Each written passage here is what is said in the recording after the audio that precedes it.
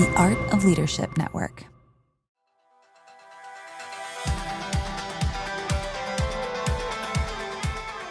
Well, hey, leaders, welcome to the LeadCulture Podcast. We are a part of the Art of Leadership Network. I'm your host, Jenni, CEO of the Foresight Group, and we're a company dedicated to helping leaders develop thriving teams. Each week, I'm your guide as we explore practical strategies to equip you with the tools you need to lead with clarity, confidence, and build unstoppable momentum in your organization. My mission is to be your trusted coach, empowering you to master the art of self-leadership so you'll learn to lead yourself well so you can lead others better. Each week, we take a deep dive on a leadership or a culture topic. You'll hear stories from amazing guests and leaders like you who are committed to leading well. So let's dive in and keep learning on this leadership journey together. Now, friends, before we get started today, I have been talking a bit about this LeadCulture network that we have just launched, and I want to make sure you've got the scoop. We just launched the LeadCulture network, which is a space designed for leaders like you who care deeply about building thriving and unstoppable teams. And this is a space that I've been wanting to build for really the last couple of years, of finding a place where culture champions can gather to get connected, to learn, to be equipped, to be challenged, and to grow together as you invest in the health of your teams. And so the network just kind of soft launch. We're doing a founding member phase the rest of this year. And so I want to encourage you to check it out. In the network, you're going to find our whole LeadCulture course library. In fact, the entire framework I have put into a course for you that we're releasing throughout this fall. So you want to check that out. The Leadership Institute course is in here. It's a deep dive into your own leadership development. I'm doing monthly live trainings where you're getting content that I'm not doing anywhere else, including here on the podcast. I'm doing trainings exclusively in the network. We're going to do Q&A and hot seat calls where you can tell us, what are you navigating? What are the challenges you're facing in your team? And we're going to give you coaching through those things. And then there's the Culture Champion Network, just a private community of leaders who are committed to culture work together. So as a founding member, you get early access to all of these resources. And so I want you to go check that out. You can click the link in our show notes and learn more about the LeadCulture Network, because you guys, I would love for you to be a part of it. So check that out. But today I am really excited to have my friend Lyle Wells joining me. Lyle is the president of Integris Leadership. He does a lot of just amazing coaching and supporting of leaders. We end up showing up in a lot of the same spaces and speaking at the same conferences. But Lyle is one of those leaders that I have grown to just admire from afar, and I'm getting to know better just through the different ways that we get to connect. He's the author of several books, including his brand new book, Easy to Follow. He's a pastor, he's a speaker, just a remarkable leader. And Lyle, I'm grateful to have you join me today. It is a joy to be here, Jenni. I'm looking forward to this time. Well, I would love I gave the really quick flyover of who you are and what you do, but maybe Lyle, give everybody a little more picture of who you are, what you do, where you spend your time and energy as a leader. Well, right now I'm really focused in three areas. Integris, our heart is to bring insanely practical tools to leaders, equipping and encouraging them for greater kingdom impact. Invest a lot of time there. I'm also the senior pastor at First Baptist Church in Franklin, Texas. Everybody gets excited when I tell them I'm at First Baptist Franklin. They're like, I love Nashville. And I'm like, so do I. But that's not even close to my church. And then the other thing is, we're empty nesters, my wife and I. And I tell people the empty nest is the second greatest gift God's ever given me, next to salvation. And, it's like your first year of marriage, but you have a little bit of money. So my wife and I are just figuring out, we don't have grandchildren yet. Our kids are close, so we get to still enjoy them. But you know what that next season of life looks like, and what adventures can we go find? So, my background is as an educator.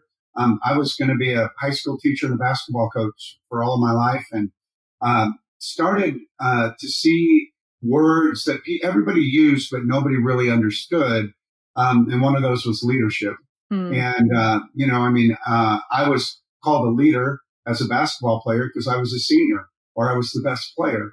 But that gave me no tools to lead. And so that's what kind of started me on this journey of really understanding leadership. And, and then to your point about culture, how does our behavior impact those around us and Good. raise the level of not just performance, but behavior throughout our organization? Yeah, so good. And I want to dive into that. You guys, one of the reasons I asked Lyle to join me today is because such an important part of leading culture starts with having a healthy philosophy of leadership. So I love how you said that, Lyle, that it was like people are using this word, but what does it even mean? And so I'd love for you maybe to talk about how your beliefs about leadership have evolved over the years. Like, what do you think that word means? What does that look like for you? So give us kind of your philosophy of leadership, so to speak. Yeah, back in the day, leadership was, I thought leadership was getting people to do the things that you wanted them to do. Mm-hmm. I come from from an athletic background, and if the coach told you to run, you ran, and if he said be here at 5 a.m., you were there at 5 a.m. But really, ultimately, leadership is about influence, and as I started to even trace that further, my philosophy is rooted in this simple belief. Leadership is ultimately about our behaviors, and it's our behaviors that influence others and create outcomes. Now, again, our goal now, as I've come to refine my view of leadership, is the success of others, right? It's really a great leader gets people to do things that they don't want to do in order to help them achieve the outcomes that they do want to accomplish. And so, how we do that is deeply rooted in how we behave in our treatment of others and operationally the pursuit of our outcomes. Yeah, so good. So good. Talk a little bit about, in your new book, you even talk about like almost reframing leadership a little bit, or success in leadership. So speak to that a little bit. Well, when you're studying leadership, when you're studying anything, I think one of the first places to go is not Google, but go to the Bible. And, we would all agree Jesus is the greatest leader who's ever lived.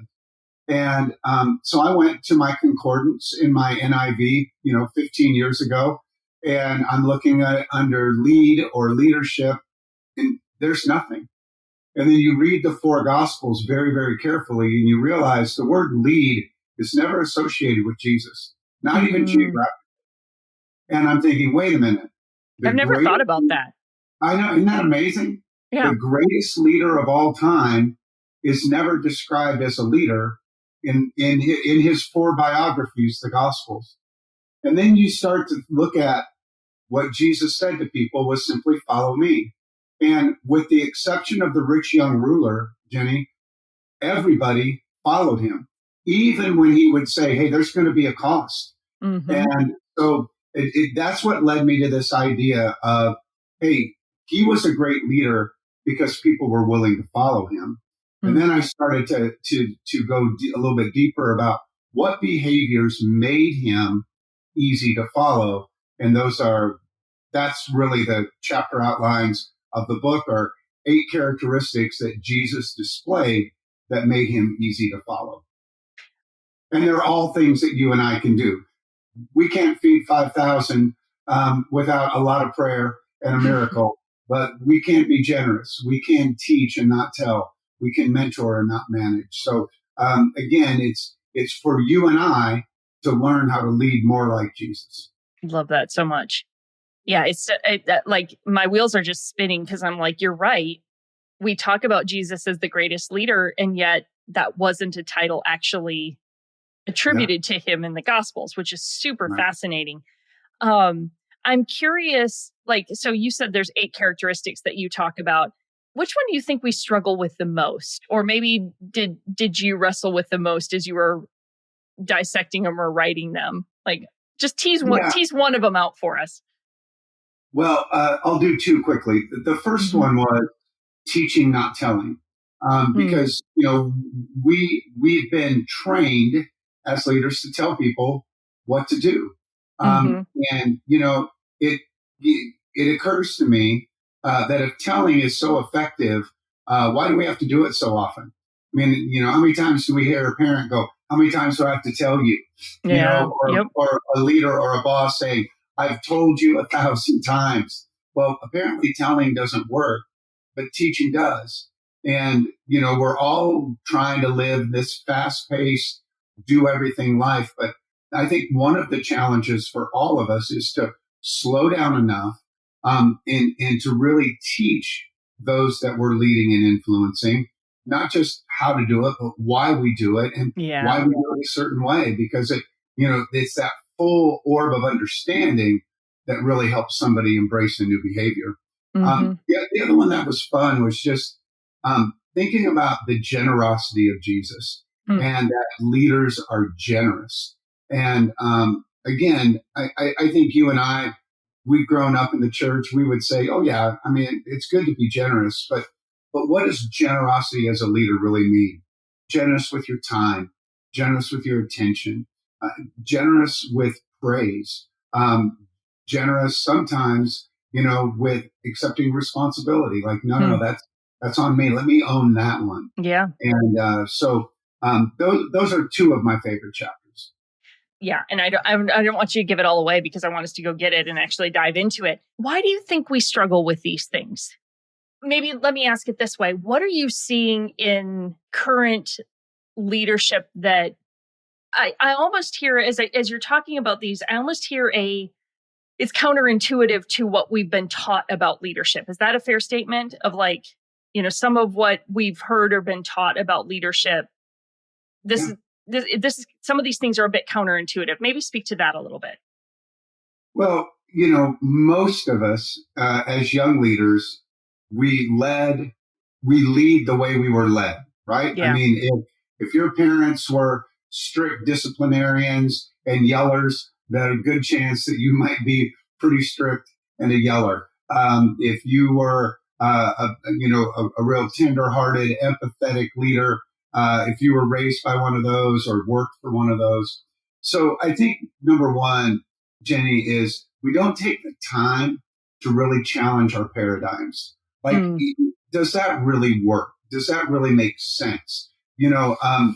We say this quite a bit, that common sense isn't always common practice. But I think the other thing is that we get caught up in comparison. And I mean, you live in a world where there's a lot of competition, and competition always breeds comparison. What stage are they on? How many viewers do they have? How many copies of that book did I sell? And, really, I would challenge the people that are listening today to say, lead in a vacuum. Don't worry about what's going on to your right or to your left. Just lead in a vacuum and serve others, by meeting their needs. Servant leadership is another paradigm that we struggle with because we think that means we're willing to shovel the walks when it snows in Wisconsin. And I'm glad that you're willing to do that, but that's not your highest and best. Your highest and best is using all the giftings God's given you to meet the needs of the people that you lead. Because you know this, because you're the culture guru. If I meet the needs of the people that I'm influencing, and then the chances of them meeting the needs of the people they're influencing are much, much, much greater. Yeah. And, that's why we tell a husband, love your wife really, really well if you really want her to love your children well. Right. And, there's a cascading effect. So I think it's bad paradigms. I think it's comparison. And I think we try to live at a pace that's not always sustainable. And, doing some of these things that we teach in the book, they're going to take some time. Mentoring takes time. But I mean, mentoring is a lifetime investment into somebody. I mean, you put a year into some young person's life and the trajectory of the next 80 could be changed, So true. That's been, I look back at some of the people who've had the biggest influence in my life and my story, and it was like they were just intentional to mentor, to coach, to develop me. And I didn't even know it probably at the time, I probably didn't even recognize it to the full. But now I look back at some of those key leaders in my life and I'm like, gosh, where would I be if they hadn't been that intentional with me? Yeah, but absolutely. What you see is that again, I think, and I like that you brought up it's kind of a counterintuitive thought to lead in a vacuum. right? Of like focus, because we're so distracted and we're so busy comparing ourselves to everybody else and all the stuff going on, that I think we're not focused on what's right in front of us and the influence that we have where we are. And so that feels convicting, because I notice how that shows up, even in my own journey and story. There's a couple of statistics that I'm curious. I want to get your input on. Barna did some research. This was a couple years ago now, but like 18 to 35-year-olds, I think 82% of them or something in there said that we're in a leadership crisis because there are not enough good leaders. And then Gallup has done the research for decades around how people, one of the things that has the biggest impact on organizational culture and employee engagement is poor management. That's one of the biggest factors that impacts employee engagement is poor managers. So I'm curious, do you think we have a leadership crisis? Do you think that it's better or worse than it's been historically? Are we putting people into leadership without coaching and developing them? I'm just curious what you think about that whole dynamic. Because when we're doing our culture work, what we often find is the mid-level leaders in the organization are often where some of the biggest pain points are happening. And what I find is that those individuals are just overwhelmed. They have so much responsibility and there's so much expectation from the people that they're leading. So let me just give you room to react to that any way you want, of what you see from your seat in just kind of the leadership landscape. I think in the leadership landscape, Jenni, there is a crisis of confidence. Mm-hmm. Remember that confidence is not belief-based. It's skills-based. Mm-hmm. Self-esteem is belief-based. I grew up in the pre-self-esteem movement. I knew I was a really good basketball player because I was picked first every time we picked teams. I knew I was terrible at baseball because I was picked last. In fact, they'd argue about who had to take me. And they're like, well, we get 4 outs if we get Lyle because he's an automatic out. And I'm like, standing right here, everyone, heard every word of that. But pre-self-esteem movement, the philosophy of parents and educators was figure it out. Mm-hmm. You got an assignment in school and, where do I get this information? Well, Jenni, you better go figure it out.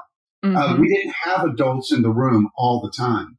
Yeah, that's good. I'm not blaming the millennials or the Gen Zs but they've grown up in a paradigm where there's always been an adult around. Yeah. I didn't play organized sports until I was in junior high. Everything I did was a bunch of kids in a playground settling arguments themselves. So we kind of had to figure out how to negotiate, right? We had to figure out how to be resourceful. We didn't have adults to solve our problems. And again, I'm not throwing shade there's a lot of phenomenal young leaders out there. For sure. But what we're seeing is a crisis of confidence because they haven't had to develop the skills. Yeah. So parents walk them through some things, all well-intentioned, and that's good parenting to a degree. But I think at times it can become a bit enabling. Mm-hmm. And so now we have, 30-year-olds who are now mid-level and they're like, oh, wait a minute, I have a lot of responsibility here. And some of the simple things, how to negotiate, how to organize a meeting, how to hold themselves, let alone anybody else accountable. Yeah. So I would say there's a skills gap. That's why what you do and what we do is so, so, so important right now.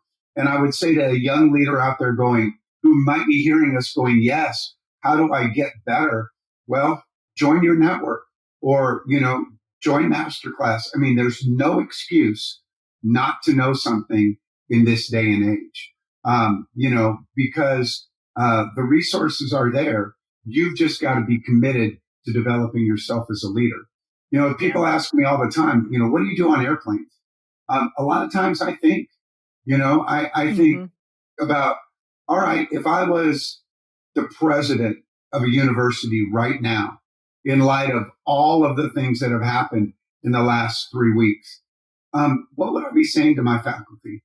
If I addressed my students, when there's a tragedy, a school shooting or something, I'll be like, okay, if I was the principal, who are Right. the first three people I'd call and why? I mean, I'm refining my critical thinking and my thought process. I mean, if you want to be stronger, you go to the gym. If you want to be a good leader, you got to lead. And one of the ways to do that is to exercise your critical thinking. That's really good. Yeah. Gosh, I love that. I was with a team this week, and there was the awareness that again, as we're recording this, which we're going to release this pretty close to recording, but the last few weeks, there's been a lot of different dynamics and tragedies and things going on across the country and the world for that matter. And the leader was reflecting on not addressing things soon enough with his team, and recognizing that the team kind of needed some leadership through processing just, all the things that were going on. And it was the leader recognizing, gosh, I missed the fact that I needed to actually kind of talk through, coach through. So I love the critical thinking thing of like anticipating what would I do if I were in a seat where I had some responsibility, in a critical moment like this. As you were talking about the skills gap, one of the things that I've heard this is in pockets, so this is not broad stroke, but I have occasionally heard from young leaders or young people a desire to not be in leadership or management roles. There was a story that I heard the other day where a younger individual got promoted into a manager role, and after a short bit, they were like, no, put me back into this individual contributor role. I don't want anything to do with that. And I'm hearing, some episodic stories of that where there's a desire to not step into more of the responsibility of leadership or management. And I'm curious, have you seen that? What are you noticing in that regard? Well, when we serve, when we work, Jenny, we can fulfill one of three roles. There is a place for performers. And we define performance as a behavior that delivers an outcome. We all started as performers. And then, the next logical step is to be a leader. And we've already defined leadership as a behavior that influences others and produces additional outcomes. And then, ultimately, I think any leader's called to be a multiplier, which, multiplication is duplicating the highest and best behaviors, so that you're developing people who are as good or better than you. I would say when I see people who say, "No, I don't want the leadership mantle. I don't want the responsibility of multiplication. I just want to be a performer." That's okay. I celebrate that. I mean, the world's built on performers. Totally. I mean, you and I were just talking about travel from Wisconsin to Dallas. You're going to get there because a bunch of performers are going to do their jobs. Yeah. But the question I would ask is, are you stepping away from leadership because you can't do it or because you don't want to do it? Mm-hmm. There's a difference, right? Sure. I mean, there's choice and then there's fear. And we know that fear drives all inappropriate behaviors. So I would just, I would at least, I'm not seeing as much of that, but I would agree with you. I don't see as many aspirational young leaders as we saw in the past decade. So like, hey, I got to go. I want to be here by 30 and here by 35. Yeah. That for sure has changed. That is, But I think, our younger people have also taken a look around and seen the cost of leadership. It's cost, people their health, their families, their well-being. So I can understand why some people are reticent. Sure. Yeah. I think that there probably is a somewhat healthy counteraction to that of, because I was the driven, ambitious, like, how quickly can I climb the ladder, and, especially in my early years, I kind of appreciate the more tempered approach to stepping into too much leadership. But I do think there's it's like we do that pendulum swing thing, and it's interesting to watch. I'm very curious to just kind of see how that evolves. Yeah. I'd love Lyle, for you to going back to the book a little bit, you talk about realigning our goals with Christ-centered priorities and relieving the pressure of performance-driven expectations. And so maybe coach us a little bit of like, how do we be easy to follow? What are some things and maybe this is the better way to even frame it. How are you coaching leaders right now in Christ-centered priorities as we look at our leadership? Yeah, I think there's two steps, Jenni. The first is, um, we've been taught to have a purpose statement or a mission statement. Mm-hmm. We were probably in middle school. And I mean, that's a really, really important place to start. Why do you think God put you on the planet? But I know this as a preacher and as a basketball coach, the mind thinks in pictures. When you tell a player at the end of the game, don't foul, about a minute later, they foul somebody because we've said a word that's created a word picture in their mind. Sure. They can't see don't. All they see is foul. And then it becomes a self-fulfilling prophecy. So I'm a big fan of painting mental pictures for people. And so along with your purpose statement, Jenni, I would like each leader to have a process statement. What do you really want it to look like as you pursue your purpose? So my stated purpose is to equip and encourage kingdom leaders for greater impact. That's why I believe God put me on the planet. But my process statement, what I want that to look like is I want to do hard things with people I really care about, and I want to have fun doing it. And I'm disciplined to that. If we have an opportunity that comes to Integris or to our church, we say, is it a hard thing? Could we do it with people we really care about? And it doesn't mean every day is a party, but can we have some fun doing it? Because sometimes doing hard things can be a lot of fun. Mm-hmm. You've gone on your trip, so have I. Hard things, really a lot of fun.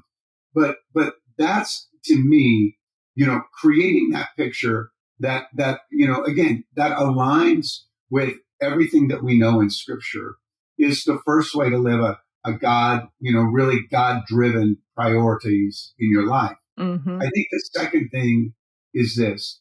It's putting the stakes in the ground of what are the things that you absolutely are going to do. They're almost the reflex behaviors. So, Micah, the prophet, Old Testament prophet, what does the Lord require of you? Act justly, love mercy, walk humbly. Mm-hmm. So, God-given priority, act justly. So we have a rule at Integris and at our church, do the next right thing, no matter what, right? Yeah. All the things going on the last 2 or 3 weeks in our world. What are you going to do? Do the next right thing. Yeah.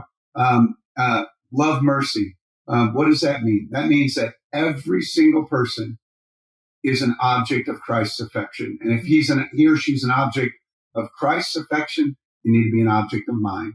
So act justly, love mercy, and walk humbly means just to live vertically, not to worry about all the noise. Again, it's part of that leading in a vacuum. So developing a process statement that gives you a picture of what you want it to look like. That's so good. And then creating some default behaviors. I never have to think about doing the next right thing because automatically that's what I'm going to do. Yeah. Yeah. I love that. I love that makes so much sense, the process statement.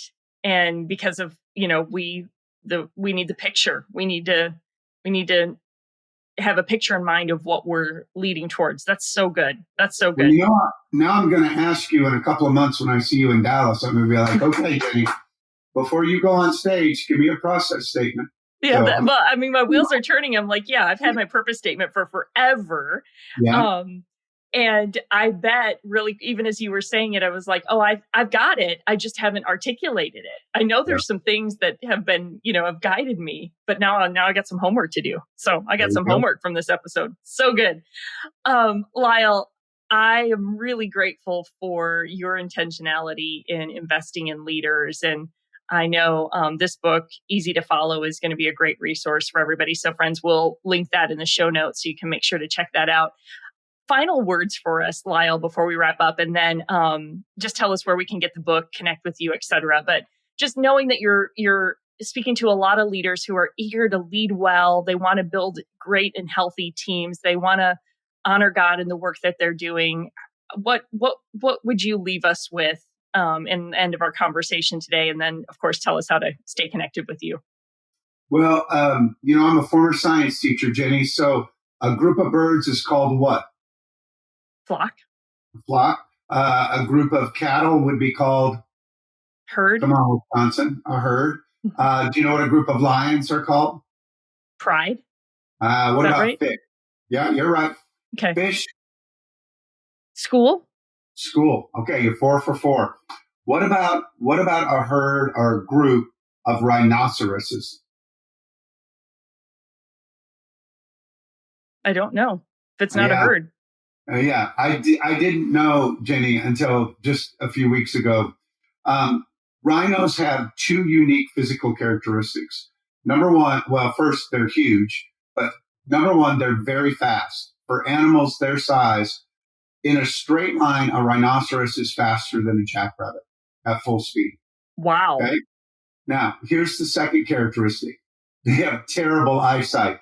They can't see 20 feet in front of them. Okay?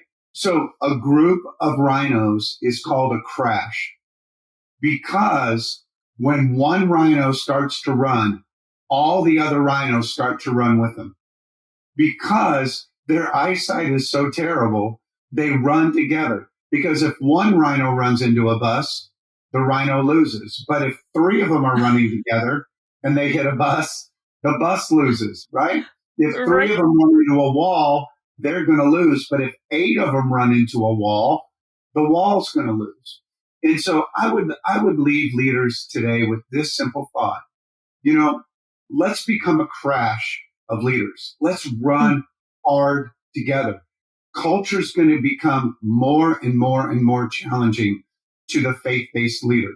We're seeing it, and I think it's only going to get worse. Mm-hmm. There is going to be revival in some of our communities happening now and more very, very soon.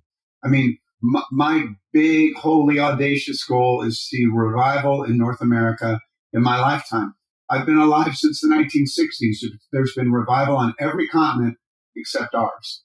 And so, running together by staying connected, by being encouraged by podcasts like yours, joining your network, reading books that encourage you, like Easy to Follow. I would just encourage all of us to link arms. Let's stop being competitive. There's so much hurt. My first church that I was senior pastor of was in Tampa, Florida. How dare us compete with other churches or look at them as rivals when 75% of our city wasn't in church on a Sunday morning? Yeah. I'm like, come on, guys. Yeah, it's a bigger picture. And so that's what I would just say as an encouragement. Let's be a crash, because here's the deal.